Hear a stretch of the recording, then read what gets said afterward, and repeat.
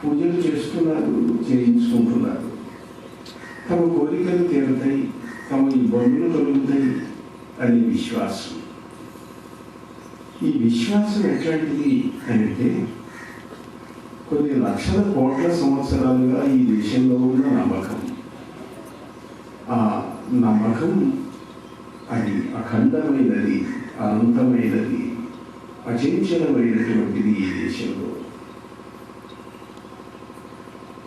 దేవాలయానికి వస్తే ఏమవుతుంది?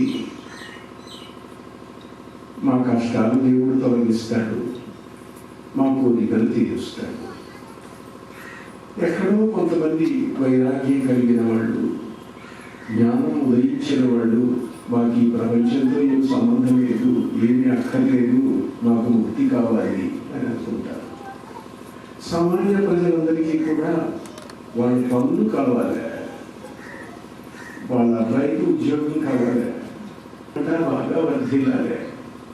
ఇవి సహజంగా అందరూ కోరుకునే కోరికలు. కోరటం తప్పేం లేదు. అందరూ విరాగులు, అందరూ ముక్తి కావాలనుకునేవాళ్ళు ఉంటే ప్రపంచం నడవదు. ప్రపంచం నడవడానికి అన్ని రకాల వాళ్ళు కావాలి. కనుక వీళ్ళ కోరికలు తీరాలి. అధునాతన కాలంలో ఏమిటంటే పాశ్చాత్య విజ్ఞానం ప్రబలిన తర్వాత ప్రతిదాన్ని నమ్మడం అంటే ఏదో పూర్వకాలం నుంచి మీరు చెబుతున్నారు, మీరు ఎందుకు నమ్మాలి? నిజంగా దేవుడు ఉంటే ఎవరికో వాళ్ళకి కనపడాలిగా, మాకు చూపించండి. వివేకానందుడు రామకృష్ణుని అడిగాడు, దేవుడిని నాకు చూపిస్తారా, మీరు చూశారా అంటే, నేను చూచాను, నీకు చూపిస్తాను అన్నాడు ఆయన. అయితే అందరూ చూడగలవాళ్ళు కాదు. ఒకవేళ చూసినా ఇతరులకు చూపించడం లేదు. దానికి యోగ్యత ఉండాలి. చూపించే శక్తి ఆయనకున్నది, చూడగలిగిన యోగ్యత ఈయనకున్నది. అందువల్ల వాళ్ళిద్దరి మధ్య దైవ సందర్శన జరిగింది. కానీ అందరూ అలా చూడలేదే. చూడాలంటే ఇప్పుడు ఉపన్యాసాలు చెబుతాము, లేదా వేదంలో ఇట్లా ఉంది అంటాము, ఉపనిషత్తుల్లో ఇట్లా ఉంది చెబుతాము, పురాణాలలో ఇట్లా ఉంది చెబుతాము. ఇవన్నీ పుస్తకాల్లో మాటలే కదండి. మాకు ఒక తరం కింద ప్రభాకర ఉమామేశ్వర పండితుని గొప్ప వక్త ఉండేవారు. కొన్ని వేల మంది ఆయన ఉపన్యాసానికి వచ్చేవారు ఎక్కడున్నారు. ఒకరోజు పెద్ద సభలో మాట్లాడుతూ ఉంటే ఆయన అడిగారు, మీరు దేవుణ్ణి నాకు చూపిస్తారా అన్నాడు. వేల మంది ఆయన దేవుడి గురించి చెబుతున్నాడు ఉపన్యాసం. ఒట్టి మాటలు కాదండి, నాకు చూపిస్తారా? నాకు చూపించాలే. నువ్వు నాకు కనపడటం లేదే, నువ్వు నాకు కనపడటం లేదు, నీకు ఎట్లా చూపించేది అన్నాడు. అంటే అవతల వాడు తెలివి గలవాడిని అని అనుకుంటే అంతకంటే తెలివైన మాటలతో చెప్తే పోతాయి కొట్టించవచ్చు. తపస్సు, దర్శనము, దేవుడిని చూపించడము అది ఒక పక్కన పెట్టండి. అదేంటండి, నేను ఇంత ప్యాంటు షర్టు వేసుకున్నాను, ఇట్లా నిల్చున్నాను, నేను కనపడకపోవడం ఏమిటి, 5 అడుగుల 10 అడుగులు ఉన్నాను, నేను ఇక్కడ నిల్చుంటే కనపడలేదంటారేమిటి అన్నాడు. అంటే అదేంటయ్యా, నీవు కనిపిస్తున్నానే, నువ్వు అంటున్నావు. ఆ చొక్కా ఎవరిది? నాది.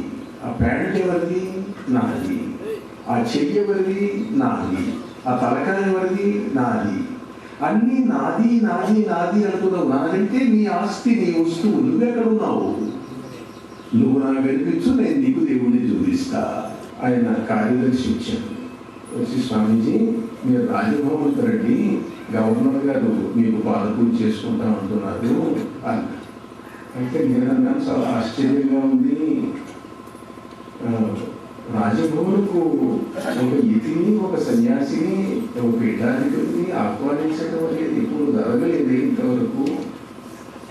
లేదండి, వారు మీకు పాదపూజ చేయాలనుకుంటున్నారు.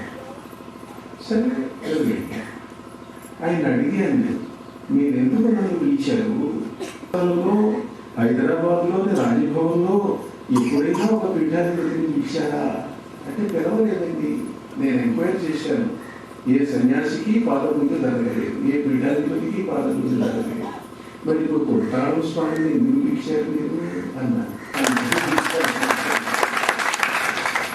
డీజీపీ ఎందుకు చెప్పాడు అంటే ఆయన దగ్గర మా ఆశ్చర్యానికి వచ్చాడు. ఏదో సమయం నేను ఆ సమయానికి ఓ యజ్ఞం చేస్తున్నాను. ఆయన వస్తే సరే వచ్చారు, సమయానికి వచ్చారు, మీరు యజ్ఞం చేస్తున్నారు చూద్దామని వచ్చాను అన్నాడు డీజీపీ. సమయానికి వచ్చారు, మీరు కూడా ఆ కాకి కూడలని పక్కన పెట్టి కాస్త పట్టుబట్ట కూర్చొని హోమం చేయండి అన్నా. అంటే సరే చేశాడు. చేస్తుంటే నేను అన్నాను, నేను యజ్ఞం చేస్తే దేవతలు వస్తారు, దాంట్లో ఎటువంటి సందేహం లేదు. దేవతలకు నా మీద ఉన్న కరుణ అటువంటిది. మీరు వస్తే మీ చేత ఆముతులు వేయిస్తున్నాను, మీ ఇష్టదేవత అగ్నికొండలో నిల్చున్నాడు, ఇప్పుడు నాకేం కనపడటం లేదండి అన్నాడు. కనిపించే విద్య సాధించండి, సాధన చేయండి కొన్నాడు, మీకు కనిపిస్తాడు ఈ ఆకృతి, ఈ పేరు, మీ ఇష్టదైవం అవునా కాదా? అవునండి, నిజమేనండి. నేను చిన్నప్పుడు ఆ స్వామి గుడిలో ఆడుకున్నాను, పాడుకున్నాను, తిరిగి పెద్దవాడినైనాను, ఐపీఎస్ అయినాను, మీ జిల్లాలో ఎస్పీగా చేశాను, ప్రమోషన్ వచ్చిన డీజీపీ అయినాను. నా వ్యక్తిగత రహస్యం ఎవరికి తెలియదు అంటే నేను అన్నాను, ఇది సాముద్రికం కాదు, ఈ విషయం కాదు. తపస్సు చేస్తే, యజ్ఞం చేస్తే దేవతలు కనిపిస్తాయి. ఆశ్చర్యపడి నేను కూడా సాధన చేస్తాను స్వామి, మార్గం చెప్పండి అన్నాడు. చాలా సంతోషం. ఎవరు సాధన చేస్తారంటే నాకు చాలా సంతృప్తి, సంతోషం కలుగుతుంది. సాధకులను తయారు చేయాలా, సిద్ధులను తయారు చేయాలా, దేవతలను చూడగల వాళ్ళను తయారు చేయాలి ఈ దేశంలో. నా మార్గం, నా పద్ధతి అని. సరే, ఇప్పుడు తపస్సు చేస్తే, సాధన చేస్తే మాకు అనిపిస్తారని మీరు అంటున్నారండి. మాకు ఏదైనా సైంటిఫిక్ ప్రూఫ్ చూపించగలరా? అధునాతన యువకుడు ప్రశ్న వేస్తుంటాడు సహజంగా. ఇట్లా 1993లో రష్యాలో ఇంటర్నేషనల్ సైంటిస్ట్ కాన్ఫరెన్స్ జరిగింది. అక్కడ దాంట్లో ఎక్స్పెరిమెంట్ చేసి చూపించాడు. అతని పేరు కెర్లాన్ అనేటువంటి రష్యన్ శాస్త్రవేత్త. అతను ఏం చేశాడంటే ప్రతి ప్రాణికి, సమస్త జీవ నిర్జీవ పదార్థాలకు కూడా ఒక తేజస్సు ఉంటుంది అని ఒక యంత్రాన్ని, ఒక కెమెరాను తయారు చేశాడు ఆయన. ఆ కెమెరాతో ఏం చేశాడంటే ఓ చెట్టు దగ్గరికి తీసుకెళ్ళి చెట్టు కొమ్మలు నరకండి అన్నాడు. నరుకుతున్నారు. నరకక ముందు ఉన్న ఫోటో, నరుకుతున్న సమయంలో ఉన్న ఫోటో, ఆ చెట్టు కొమ్మ కింద పడుతూ ఉంటే ఉన్న ఫోటో, ఇవాళ కావలసినంత మూవీ కెమెరాలు వచ్చినాయి, అన్నీ వచ్చినాయి. తన కెమెరాతో తీశాడు. అతను తీస్తే దాంట్లో ఎట్లా పడింది, చెట్టు కొమ్మ నరికారు, కొమ్మ కింద పడుతున్నది, కానీ అక్కడ అంతకుముందు కొమ్మ ఉంటే ఎట్లా ఉన్నదో అట్లా ఒక ఆరా, ఆరా కనిపిస్తున్నది. అది చూపించాడు అతను. అంటే ఈ చెట్టుకు ఆరా ఉన్నది, తేజస్సు ఉన్నది, ప్రతి వస్తువుకు ఉంటుంది. ఆ తేజస్సు కావాలంటే పెరుగుతుంది, తరుగుతుంది కూడా. గ్లాస్ అక్కడ పెట్టాడు. ఇంకో గ్లాస్ తీసుకున్నాడు. నువ్వు మురికి నీళ్ళు అసహ్యం, నేను చూడాలంటే చిరాగ్గా ఉంది, నేను ఈ నీళ్లు తాగితే అనారోగ్యం కలుగుతుంది పెట్టాడు. వీటన్నింటినీ తన దగ్గర ఉన్న కెమెరాతో ఫోటోలు తీశాడు. నువ్వు బాగా ఉన్నావు అని స్తోత్రం చేసినటువంటి మంచి నీళ్లలో మంచి పద్మాకృతులు కలిగినటువంటి బొమ్మలు పడ్డాయి. ఈ తిట్టినటువంటి నీళ్లలో మురికి కుప్పలు పడ్డాయి. అతను దీన్ని ఎక్స్పెరిమెంట్ చేసి చూపించాడు. ఇంటర్నెట్లో మీరు ఎవరైనా డౌన్లోడ్ చేసి చూసుకోవచ్చు. అంటే వస్తువుకు గుణం ఉంటుంది, వస్తువుకు తేజస్సు ఉంటుంది. ఆ కెర్లాన్ తయారు చేసిన కెమెరాకు కెర్లియన్ కెమెరా అని పేరు. ఇది బాగా కాస్ట్లీ అనుకోండి, బట్ ఇట్స్ అవైలబుల్. ఆ మంచి మెడ్రాస్లో ఒక కెర్లియన్ కెమెరా తీసుకొచ్చి ఇలాంటి ఒక దేవాలయానికి వచ్చారు. దేవాలయానికి తీసుకొచ్చి అక్కడ నైవేద్యం పెడుతున్నాడు అర్చకుడు. పళ్ళెలో పండ్లు, పూలు, పాలు ఇవన్నీ ఉన్నాయి. దాంట్లో కెమెరా తెచ్చి ఆ పళ్ళెలో ఉన్నటువంటి పండ్లు, పూలు వాటన్నింటినీ ఫోటో తీశారు. మంత్రంతో నైవేద్యం పెట్టారు. మంత్రంతో నైవేద్యం పెట్టిన తర్వాత అప్పుడు మళ్ళీ ఫోటో తీశారు. ఆ పళ్ళె చుట్టూ ఒక తేజో వలయం పడింది. మంత్రం వచ్చింది. ఎక్కడి నుంచి వచ్చింది తేజస్సు? ఆ విగ్రహంలో నుంచి వచ్చింది. అక్కడ తేజస్సు ఉన్నది, అక్కడ శక్తి ఉన్నది. యంత్రము చేత, వేద మంత్రముల చేత, తపస్సు చేత, యజ్ఞముల చేత అక్కడ సమర్పణ చేస్తే అక్కడ శక్తి వచ్చింది. దేవుడు వస్తున్నాడు సంతోషించడానికి. ఆయన తేజస్సు ఇక్కడికి వస్తున్నది. అది తీసుకుంటే చేస్తే వచ్చేటువంటి ఫలితాలు. ఒక ఆస్ట్రియన్ సైంటిస్ట్ ఇతనే ఒక నదిలో ఒకళ్ళు అర్ఘ్యప్రదానం చేస్తుంటే అతను ఇలాంటి ఒక ఎక్స్పెరిమెంట్ చేశాడు. ఆ జర్మన్ సైంటిస్ట్ చేసినటువంటి ఎక్స్పెరిమెంట్స్ సైన్స్ జర్నల్లో వస్తే దాన్ని ఆంధ్రప్రభలో పనిచేసిన వాకాడి పాండురంగారావు గారు ప్రభు వీక్లీకి పనిచేసినప్పుడు దాన్ని ఒక పుస్తకంగా వేశాడు. ఇలా వ్యక్తుల యొక్క అనుభవాలు, శాస్త్రీయమైన పరిశోధనల ద్వారా జరిగితే అట్లాంటివి అందరూ కూడా అంగీకరిస్తారు. మీరు వాళ్ళు కెమెరా తీసుకొని వచ్చి మీ దేవాలయంలోనే మీరు ఎక్స్పెరిమెంట్ చేయొచ్చు, మీకే నిదర్శనాలు కనిపిస్తాయి. వ్యక్తిగతంగా అంటారా? తపస్సు వల్ల, ధ్యానం వల్ల, అనేక సాధనల వల్ల మీరు దేవతల యొక్క అనుగ్రహాన్ని పొందవచ్చు. అది వ్యక్తిగతమైనటువంటి అనుభవాలు అయితే స్థితులు ఆస్తికులుగా మారుతారు. చిన్న ఉదాహరణగా మాత్రం చెబుతాను. అక్కడ మేమంతా కూర్చున్నాము. అక్కడెక్కడో కూర్చున్నాడు పత్రికా రంగానికి చెందినటువంటి వ్యక్తి ఒక ఆయన, పుత్తూరి వెంకటేశ్వరరావు గారని, ఆంధ్రప్రభ, ఉదయం, ఈనాడు వీటికి సంపాదకుడుగా చేసిన వాడు, ప్రెస్ అకాడమీ చైర్మన్గా చేసిన వాడు. ఎక్కడ కూర్చొని ఉన్నాడు ఆయన. నాస్తికుడు. నేను రాత్రి ఉపన్యాసం చెబుతూ ఆయన అన్నాడు, నేను నాస్తికుడిని ఒకప్పుడు, కానీ స్వామివారి ప్రభావం వల్ల నేను ఆస్తికుడిగా మారాను. మంచి దివ్యానుభూతులు పొందుతున్నాడు. దేవతల దర్శనాలు పొందుతున్నాడు, యజ్ఞాలు చేస్తున్నాడు, హోమాలు చేస్తున్నాడు. మానవ జీవితంలో మార్పు అనేది అనేక కారణాల వల్ల వస్తుంది. దేవతల అనుగ్రహం వల్ల వస్తుంది, సాధన వల్ల వస్తుంది, శాస్త్రీయమైన పరిశోధనల వల్ల కూడా వస్తుంది. ఈ మధ్యనే ఒక వెస్టర్న్ సైంటిస్ట్ ఒక ఆర్టికల్ రాశారు. ఒక గురువులదనుకోండి, ఒక విగ్రహం ఉన్నది, లేకపోతే ఒక సిద్ధ పురుషుడి బొమ్మ ఉన్నది. దాని ఎదురుగా మీరు కూర్చొని ధ్యానం చేయండి. ఇదిగో నేను ఈ మెషిన్ కనిపెట్టా. మామూలుగా ఎక్స్రేస్ అని ఉన్నాయి, అందరికీ తెలుసు. ఏదో బాగా అయితే ఎక్స్రే తీయించండి అని అంటారు. ఆ సిద్ధ గురువు యొక్క చిత్రంలో నుండి, విగ్రహంలో నుండి జడ్ రేస్ వస్తున్నాయి. జడ్ రేసును గురించే మెషిన్ పేరు కనిపెట్టాను చూడండి అన్నాడు ఆయన. జడ్ రేస్ వస్తాయి. సిద్ధుల నుండి, యోగుల నుండి, దేవతా విగ్రహాల నుండి వచ్చే కాంతి కిరణాలను కూడా కొలిచేటువంటి యంత్రాలు ఇప్పుడిప్పుడే వస్తున్నాయి. కనుక అధునాతన శాస్త్ర సహాయం, విజ్ఞాన సహాయం, వ్యక్తిగతములైనటువంటి అనుభవాలు మానవ జీవిత గమ్యస్థానం ఎక్కడికో వెళ్తూ ఉంటాయి. ఆ మధ్య నేను చాలాసార్లు అమెరికా వెళ్ళాను. ఇక్కడ ప్రతి కుటుంబంలో ఎవరి alternate man is going to states or other కంట్రీస్లో. అక్కడ ప్రతి సంవత్సరానికి గ్యాప్ ఇచ్చి ఏదైనా గుర్తు తెచ్చుకో ఏం లేదంటున్నావు. నాకు going to the mother's room, తల్లి గర్భంలోకి వెళ్ళు. అక్కడ ఉన్నావు నువ్వు ఇప్పుడు.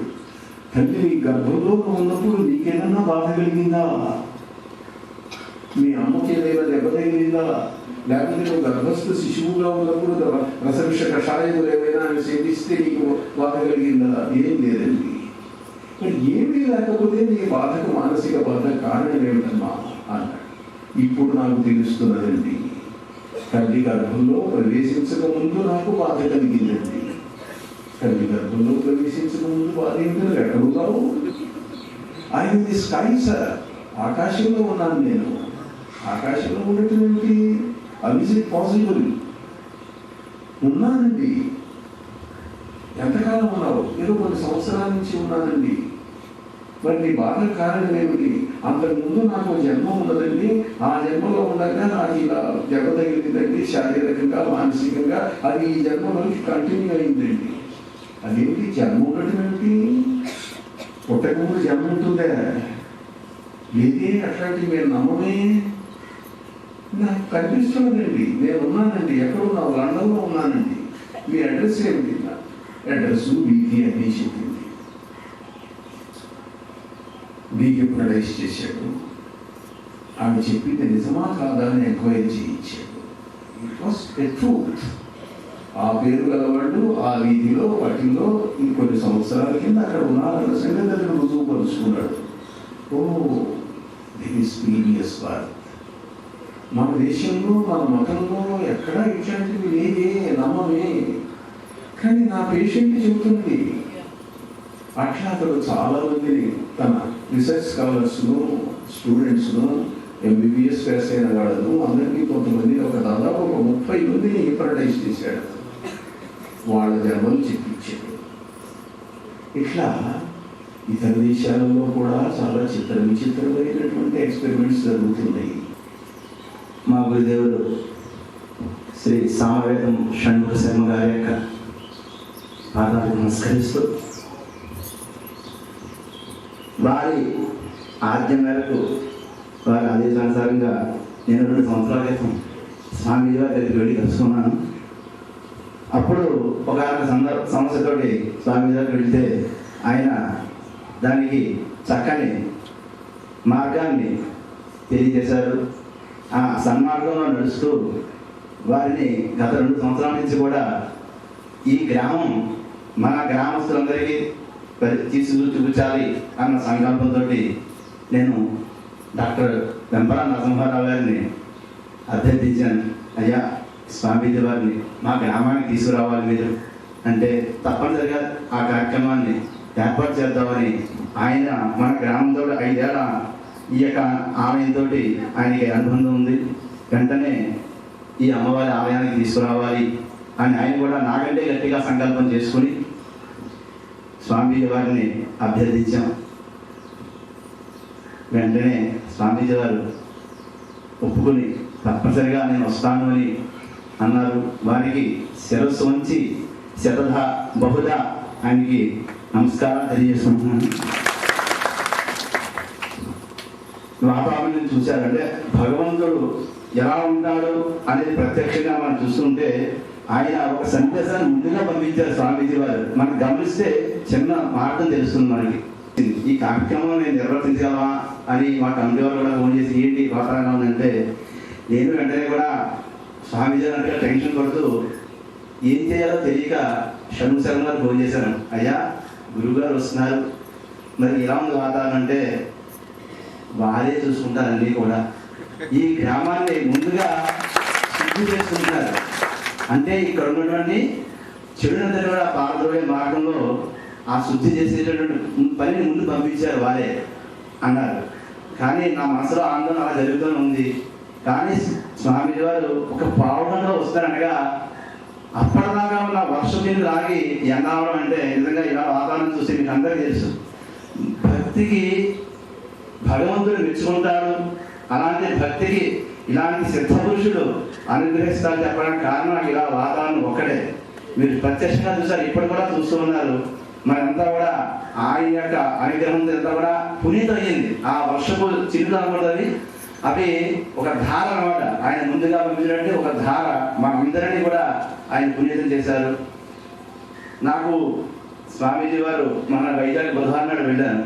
మన నరసింహమూర్తి గారు ఫోన్ చేసి చెప్పారు స్వామీజీ వారు వచ్చారంటే, మంగళవారం రాత్రి వెళ్ళిపోయి బుధవారం ఉదయమే స్వామీజీ వారిని కలిశాను. అయ్యా మా గ్రామం రావాలంటే వెంటనే వారు ఒప్పుకోవడం జరిగింది. నేను వెంటనే ఇక్కడికి వచ్చేసి బుధవారం ఈ కార్యక్రమాన్ని ఏర్పాటు చేసాం. కాలం తక్కువ ఉండడం వల్ల చిన్న చిన్న ఏదైనా దోషాలు ఏమైనా ఉన్నట్లయితే స్వామీజీ వారు మా గ్రామస్తుని మమ్మల్ని పెద్ద మనసుతో వారు మమ్మల్ని ఆశీర్వదించాలని కోరుకుంటున్నాం. చిన్న చిన్నటువంటి లోపం ఉన్నట్లయితే అలాగే మా గ్రామస్తులు అందరూ కూడా విగ్రహం కోసం వచ్చారు. మంచి ఉపదేశాన్ని స్వామీజీ వారు అందజేశారు. మరోసారి తెలియజేస్తుంటాను, స్వామీజీ వారు ఇక్కడికి నాకు రావడానికి మార్గం మా గురుదేవులు సామవేద షణ్ముఖశర్మ గారు. వారి పొద్దున ఫోన్ చేసి గురువు గారికి నా పాదాలన్నా తెలియని చెప్పారండి షణ్ముఖశర్మ గారు. ముందుగా ప్రారంభించే ఆయనకి నా పాదాలన్నా తెలియని చెప్పేసి తెలియజేశారు. సభాముఖంగా మరోసారి తెలియజేస్తున్నాను. ఇంతటి చక్కని అవకాశాన్ని మాకు కల్పించినటువంటి స్వామీజీ వారు, వారి పరివార బృందానికి మా గ్రామస్తులందరి తరఫున, అలాగే ఆలయ కమిటీ వారి తరఫున, భక్తజనుల తరఫున శరధ బహుళ శిరస్సు ఉంచి నమస్కారాలు తెలియజేసుకుంటాను వారి పాదాలకి.